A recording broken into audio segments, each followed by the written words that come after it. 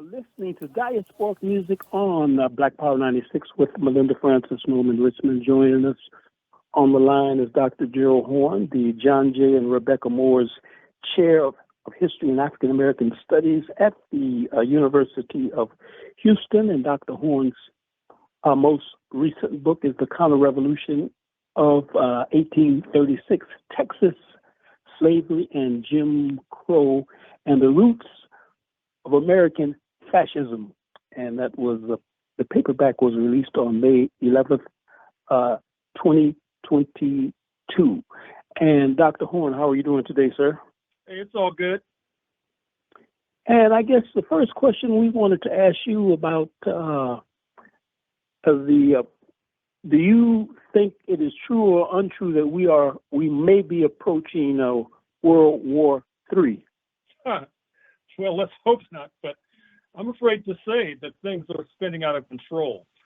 That comment, of course, comes from an interview by the prominent French intellectual Emmanuel Todd that appeared in Le Figaro in France that suggested that the United States and its allies are involved in a fiasco in Ukraine, but then he asks, well, the United States had a fiasco in Vietnam, a debacle in Iraq, a catastrophe in Afghanistan. So U.S. imperialism obviously survived, so why get too upset about what's looming in Ukraine?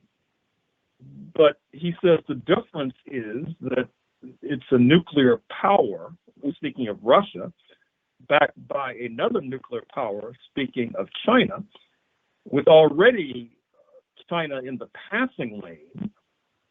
And so he sees this present crisis as altogether different. And you couple this with the comment recently made by a top military advisor in Berlin to Chancellor Merkel, who said that the North Atlantic allies need to pull out of Ukraine forthwith because, once again, catastrophe is looming. And couple this with Chancellor Scholz, Merkel's successor, so far refusing to send Leopard tanks into Ukraine, although don't be surprised if he succumbs to pressure and sends those tanks within the next week or two. But interestingly enough, before this important meeting that took place at the U.S. Ramstein base in Germany, the German defense minister resigned, strangely enough, and that resignation was coupled with the resignation of Mr. Zelensky's spin doctor, who now has gone viral by suggesting that Ukraine may not survive as a nation if this conflict continues. And this is Mr. Zelensky's spin doctor as recently as last week. So this is looming to be a real crisis. And I'm not sure if many of our friends on the left recognize the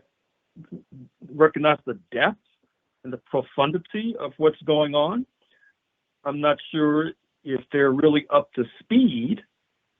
And that bespeaks the point that the peace movement, such as it is in this country, is fractured and unable to mount a unified approach to this looming fiasco.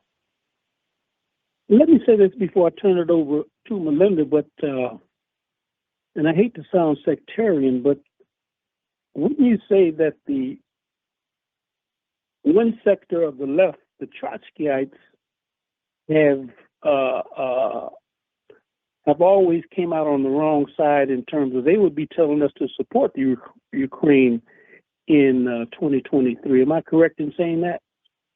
Well, I haven't followed their position, but there are different varieties of Trotskyites, as you know. And one variety, as I may have mentioned previously, they're after me with pitchforks because I don't see the foundation of the United States as a great leap forward for humanity. What's interesting, and I've said this before, is that these folks are supposed to look at matters through a class angle, but somehow they are incapable of seeing the enslaved as unpaid workers, an oppressed class that may not want to engage in class collaboration with slave masters, Washington, Jefferson, Madison. And I think, if I may give them a bit of credit, I think that many would like to see all of us on the same page, despite supposedly being class warriors. And so they want to see Black people and everybody else sort of on the same page with regard to how we view the United States. But I don't think that that's necessarily possible from a class angle. And it may help to explain why the left in this country is so small, and to circle back, why the peace movement is so fractured and weak. Right. We listen to Dr. Gerald Horne and Melinda Francis. You have the next question? Yeah, so let's go to China and their unveiling of the new Africa Center for Disease Control in Ethiopia. Yeah, this is bad news for Ebola and COVID-19. It's good news for Africa life expectancy. This comes in the midst of what has become a 33-year tradition of Chinese foreign ministers who begin the year by touring Africa. And Qin Gong, the latest to continue this tradition, is doing so. Now, what's interesting is that he not only unveils this spanking new, sparkling skyscraper of a headquarters for the Center for Africa Center for Disease Control in Ethiopia, but he also forgave $13 billion in debt. And I'm sure that the Ethiopians will appreciate that. It will allow them to devote that capital to education, healthcare, and people's needs, and perhaps even binding the wounds from the conflict in Tigray that, by one estimate, over the last year or so, has led to the deaths of tens of thousands, perhaps hundreds of thousands. So this is good news. And this reminds me of something else that perhaps Norman or Melinda or Lisa can comment on, which is that I think when we look at how Black people in North America have responded to the rise of China, I think it's useful to suggest that whether they know it or not, they've thrown in their lot with the Yankees, or they would never admit that, but de facto, that's what it comes down to. And so when the Yankees seem to be in trouble, they feel that they're in trouble.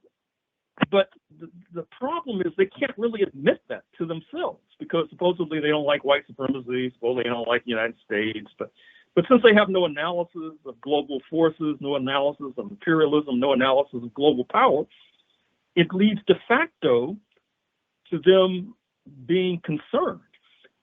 You know the old story about when the slave master gets sick, and the enslaved person says, "Oh, we sick, master." Well, I'm afraid to say that because of the ideological weaknesses that we see in many sectors amongst Black people in North America, that it puts our community in a bit of a pickle when it comes to analyzing these profound events that are unfolding. What say you? You asked if Lisa had anything to say. That would be on her. If she would like to comment, go ahead. If not, Melinda can comment, then I'll comment. What came to mind in that, I just feel that at this time, I think, the anti, communist and but directly when it comes to China has just intensified. I feel like it's been in the last, 5-10 years. But now it's just like you can't talk about China with certain people because it's just, they're just swallowing up the propaganda. I don't know if that even touches on your question, but that was the thought that came into my head. And I think that I was listening to one of the leading Black nationalists yesterday, and I don't even want to mention their name, but they were talking about China like China was worse than U.S. imperialism. To beware of China, which I think that I don't think we can go with China hook, line, and sinker, but China is not the principal enemy of African people on the continent, or African people in the Caribbean, or African people in the United States. That's how I see it. But you listen to some of our nationalist friends, and as you say, many of my friends on the left basically see me, myself, as I think at best, a revolutionary Democrat, like they refer to Amilcar Cabral as a revolutionary Democrat at best. But at worst, we're basically just a bunch of people that hate white folks, and see us as a counter-revolutionary force. I remember, and I'll say this, I remember when my father had passed away in 1972, and I went to hear Angela Davis speak in Toronto, and some of my friends, one of my friends who became my best friend, Owen Sankara Leach, and another brother by the name of Lennox Farrell, they were on the door. They wouldn't even let me in because they said I was a Black nationalist, And instead of going to hear Angela Davis, I had to go listen to Bobby Bland sing at the Colonial Tavern. So I know what you're talking. It's crazy out there ideologically. Well, there you have it. And what is the next question, Melinda? We're moving to U.S. To default on debt. Oh, right. So the United States has $31 trillion in debt, believe it or not, and which is larger than it's larger than the U.S. economy, obviously. So what's happening is that the so-called Freedom Caucus in Congress, which you could fairly call neo-fascist, they do not want to raise the debt ceiling, which is the traditional method, so that this debt can be repaid unless there are serious cuts in spending, particularly Social Security, which is the old age pension, for example, and Medicare, which is a medical program for the elderly. Now, what's interesting is that Mr. Trump has come out and said, don't tamper with Social Security and Medicare, although that's demagogy. I don't think that you should necessarily expect the Freedom Caucus to follow his lead. Although you may want to ask, well, isn't a good deal of the Trump base, 74 million strong, weren't they receiving this government pension, Social Security, and dependent upon their health care for Medicare? And the answer is yes. Then your next question might be, well, then why are they backing politicians who call for wrecking these programs? And this is also part of the difference between people like myself and some other folks on the left, because people like some other folks on the left would say, well, they're calling for wrecking programs that help them because they've been subjected to propaganda. You say, oh, okay, fair enough. But then you say, well, why isn't the Black working class calling for wrecking Social Security and Medicare? We're in bad shape. and we're in worse shape than the Trump base. And of course, they have no answer. They don't even think of the question. And of course, another way to look at this is, as I've suggested, which is that the Trump base is trying to turn back the clock, a la Africans in pre-1994 South Africa, where sanctions were hampering many. They thought that they would take short-term pain for long-term gain, i.e. getting rid of apartheid through sanctions.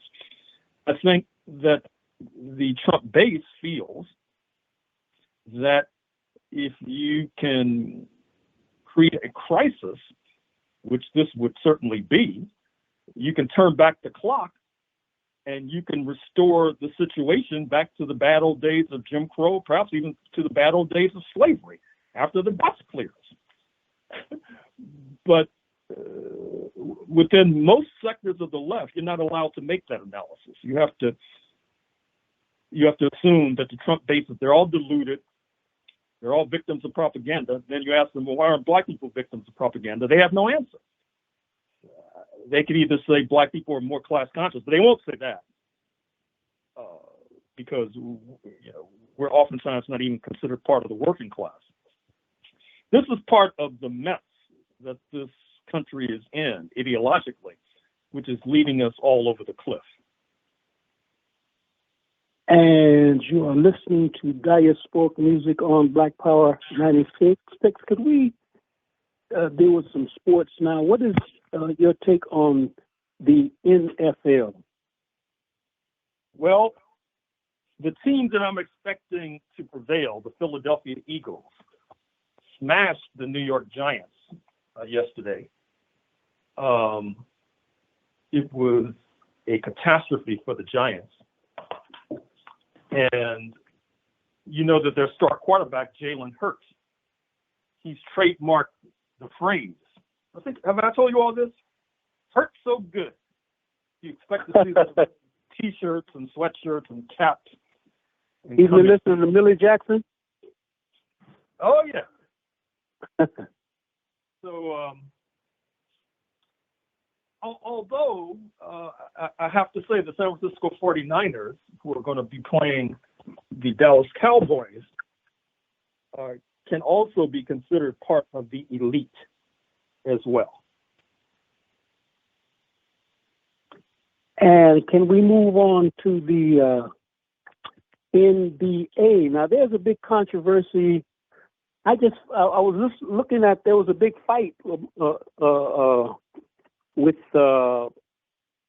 Shannon Sharp, and I think there's this, I was looking at this guy I think his name is Steve Adams, 7 feet, he's from, I think, New Zealand, a big Euro guy, and there is a brother on the team, and I'm not up on my basketball like I should be. He was accused of being hooked up with some transgender folks, and there's a whole bunch of mess around him and Shannon Sharp. Not about the transgender situation, but this brother was born in Mississauga that I'm speaking of. I can't think of his name.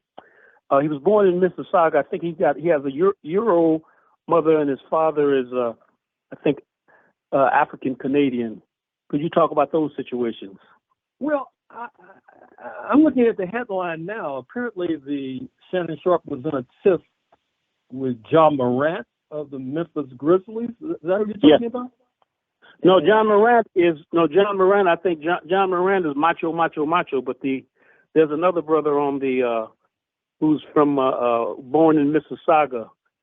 But John Morant is kind of talks a whole lot of talk. I think he was calling Shannon Sharp an old man and blah blah blah, and basically, John Morant's father came to his aid, and they almost got into a big scuffle. It's all over the news. Now, it's not Dylan Brooks of Memphis you're talking about, I take it. It is Dylan. That's exactly what I'm talking about. It's Dylan Brooks, right? That's him. So what? How does the trans issue into this? Well, apparently he is dating or has been seen with some transgender person, And that's controversy among people. Some people say that's his business, and other people are saying that that whole transgender, it's supposedly taboo to be messing with another woman of another race, especially a European woman. But this is somebody whose sexual gender is in question. That's even crazier in some quarters. Okay, I have to check into that. I only see the controversy about John Morant and John Morant's father. And John Morant. Oh no, it's in a lot of the sports radio. It's social media, but it's like they're treating it more like as sort of like a gossip type of thing. People's position on a lot of the positions are just crazy, in terms of no, like I say, the whole transgender thing is that's a whole nother issue, I don't think that, what, I know that, I don't even know what is the left's traditional position on that, that's a dumb question because the left is so broad, but I guess that's going to be, discussed for the next couple of years, I guess. I think so. I think that I'm going to deal with this in my next book, which will be out in a few months on Washington, D.C. Because Washington, D.C. historically has had a large, what might be called queer community, historically, going back decades.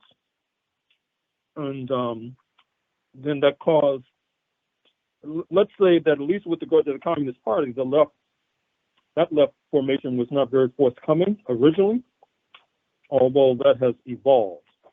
And I think that you heard my alarm go off. I have a KPFK interview I have to duck into, I should say. I forgot, because we started late, so we'll let you go, sir, because you're a busy man. Okay, good luck to you. Thank you.